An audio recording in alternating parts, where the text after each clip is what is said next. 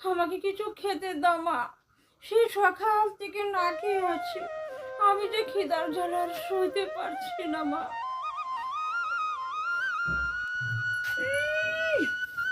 খাবার খাবার খাবার, সারাদিন শুধু একটাই কথা, খাবার দাও খাবার দাও।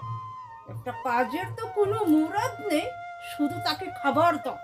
বলি এত খাবার আসবে কোথায় থেকে? কার কাছে যাব? যা কিছু আছে আমাকে কিছু খেতে দাও মা, অনেক খিদে লেগেছে মা। হে ভগবান, আমি কি করলাম? আমি কার জন্য এত কষ্ট করলাম?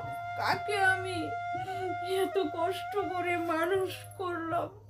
আর যাদেরকে আমি এত কষ্ট করে মানুষ করলাম, তাদের কাছে আমার আজ এক মুঠো ভাতের অধিকার নেই। আমি কোনো খাবার টাবার দিতে পারবো না, যেখানে খুশি সেখানে চলে যাবে। আর বাচ্ছি না এই জঞ্জালের যন্ত্রণা, আর সহ্য হচ্ছে না আমার। কবে যে জঞ্জাল আমার মাথায় থেকে যাবে? আমাকে তোমরা খাবার দিতে হবে না।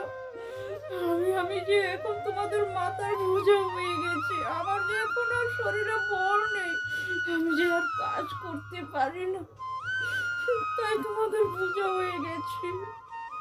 আমি চলে যাচ্ছি বৌমা, আমি আর তোমাদের কাছে খাবার চাইতে আসবো না কোনোদিন। হে ভগবান, তুমি আমার সন্তানকে কোনো অভিশাপ দিও না, কারণ সে অবুঝ, সে কিছুই বুঝে না। তুমি তুমি ওকে ক্ষমা। চলে যাচ্ছি, আর কোনোদিন তোমাদের কাছে খাবার চাইবো না।